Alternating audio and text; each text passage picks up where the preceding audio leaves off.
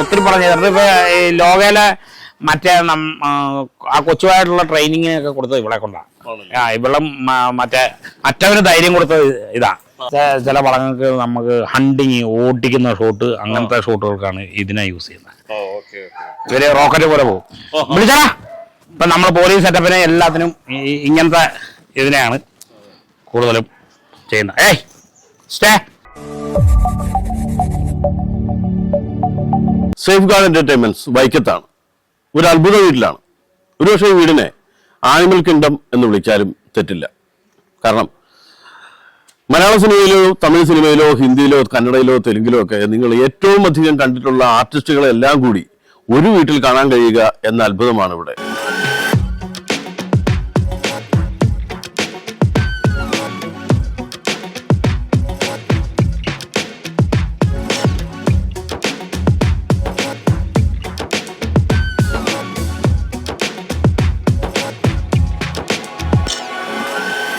ഇതിനെ ഞാൻ കണ്ടപ്പോ ജർമ്മൻ ഷെപ്പേർഡ് ആണെന്ന് വിചാരിച്ചു. ഇത് ആക്ച്വലി ജർമ്മൻ ഷെപ്പേർഡ് അല്ല. അല്ല, ഇത് ഈ കാശ്മീർ മേഖലയിലൊക്കെയുള്ള ഒരു ടൈപ്പ് അവിടുത്തെ നാട്ടുകായ ഈ കാശ്മീരിലെ നാടൻ ടൈപ്പാണ് ഈ ഡോഗ്. ഇവരെപ്പോഴും കുറച്ച് അഗ്രസീവാ. ഈ എന്നാ ഷൂട്ടിങ്ങിന് അനുയോജ്യമാണ്. അപ്പൊ അങ്ങനത്തെ ഷോട്ടുകൾക്കൊക്കെ ഇവർ തീർച്ചയായും അയക്കത്തുള്ളൂ. മെല്ലോസിനെ പോലെ തന്നെ തീർച്ചയായും അയക്കത്തുള്ളൂ.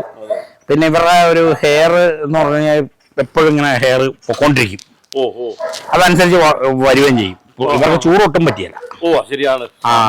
അവിടെ നിന്ന് വന്ന ടൈപ്പ് വന്നോണ്ടേയിരിക്കും. കേരളത്തിലെ കാലാവസ്ഥ പൊതുവെ ഉള്ള ഒരു ഇതുണ്ട്. ഇതിപ്പം ചില വളങ്ങൾക്ക് നമുക്ക് ഹണ്ടിങ് ഓട്ടിക്കുന്ന ഷോട്ട് അങ്ങനത്തെ ഷോട്ടുകൾക്കാണ് ഇതിനെ യൂസ് ചെയ്യുന്നത്. ഇവര് റോക്കറ്റ് പോലെ പോകും. വിളിച്ചാ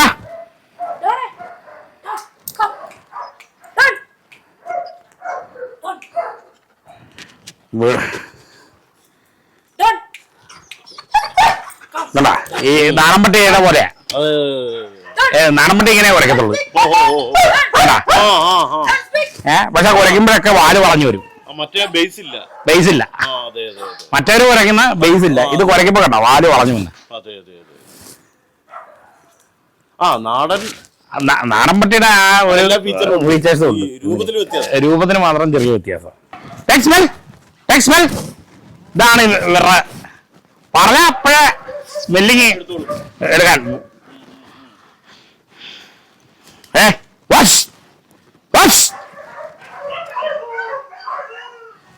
ഇതാണ് സിനിമയ്ക്ക് പോലീസ് ലോകന്റെ സെറ്റപ്പ്. കലേഷൻ അവിടെ നിന്ന് ഇപ്പം ഈ പട്ടി മണം പിടിച്ച് ഇവിടുന്ന് അങ്ങോട്ട് കൊണ്ടുപോകെ. വിളിച്ചടാ പോട്ടാ നീളത്തി വിട്ടെ. കണ്ടാ സ്മെല് ചെയ്ത് ഈ ഡോഗ് നടക്കത്തുള്ളൂ. മണത്ത് ആ പോലീസ് സെറ്റപ്പിന് ഇതാണല്ലോ വേണ്ടത്.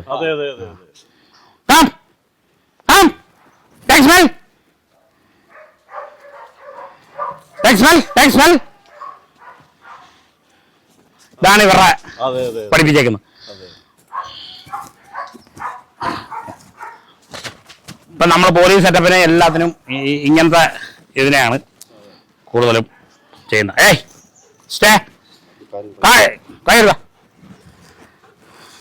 ആള് ഇപ്പൊ ട്രെയിൻ ചെയ്ത് ഒതുക്കിയിട്ടേക്കുന്നോണ്ടാ. ഇല്ലെങ്കിൽ ഇതിനെക്കാട്ടി കുറെ കൂടി ഹെവി ആയിരുന്നു. ഈ ഡോഗ് ശരിക്കും വേട്ടപ്പട്ടിയാണിത്. ഇതാണ് ഒറിജിനൽ വേട്ടപ്പട്ടി. അല്ല ആൾക്കാർ പറയണ പോലെ ഈ രാജപാളയം വേട്ടപ്പട്ടി അല്ല എന്നല്ല.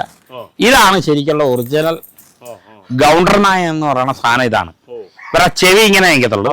ഇവർക്ക് ഭയമില്ല. ഏത് പട്ടി അറ്റാക്ക് ചെയ്യും. ഇവർക്ക് പ്രായമൊന്നും വിഷയമല്ല. ഇവരുടെ കാടിച്ച ഹുക്ക് പിടിക്കുന്ന പോലെ പിടിക്കും. പിടിച്ച പിടിയല്ല. പക്ഷെ ഇവര് ചൂണ്ട പിടിച്ച പോലെ ഇരിക്കും. അപ്പം ഇവള് ഒത്തിരി പടം ചെയ്തിട്ടുണ്ട്. ഒത്തിരി പടം ചെയ്തിട്ടുണ്ട്. ഇപ്പൊ ഈ ലോകയിലെ മറ്റേ ആ കൊച്ചുമായിട്ടുള്ള ട്രെയിനിങ് ഒക്കെ കൊടുത്തത് ഇവിടെ കൊണ്ടാണ്. ഇവിടെ മറ്റവന് ധൈര്യം കൊടുത്തത് ഇതാ.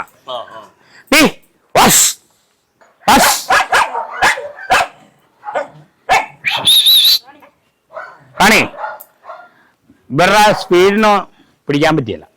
ആ വേട്ടപ്പട്ടിയുടെ ഇത് സ്പീഡ് ഇവരുടെ ഈ കൈയില്ലേ, കൈ ഈ 2 കാലിന്റെ അടിയിൽ കൂടെ പുറകിലോട്ട് പോകും. റാ പോലെ വളയും റണ്ണിങ്ങില്. കൈ അടിയിലോട്ട് പോകും. വേറെ ഒരു ഡോഗിനും കൈ അടിയിലോട്ട് പോയില്ല. അതാണ്. പിന്നെ ഇവരെ ഇപ്പൊ ഇവിടെ നമ്മളിപ്പോ കൊണ്ടുപോകണമെന്ന് വെച്ച് കഴിഞ്ഞാൽ ഇപ്പം സിനിമകൾക്ക് നാടൻപട്ടികൾ ഉണ്ടായ ഒരു ചേസിങ് അങ്ങനത്തെ സീനുകൾക്കാണ് കൊണ്ടുപോകുന്നത്.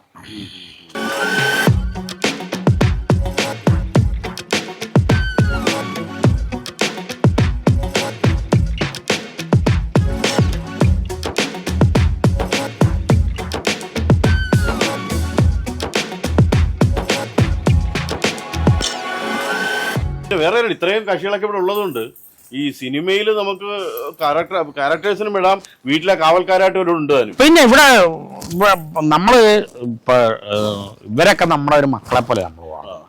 അപ്പൊ അതുകൊണ്ട് ഇവര് ഇവിടെ ഇപ്പം വൈഫും ഇല്ല, പിള്ളേർ സ്കൂളിലും പോയി കഴിഞ്ഞ് ഞാൻ ഷൂട്ടിങ്ങിന് പോയി കഴിഞ്ഞാൽ ഇവിടെ ഒരു സ്റ്റാഫ് ഉണ്ട് ഹിന്ദിക്കാരൻ.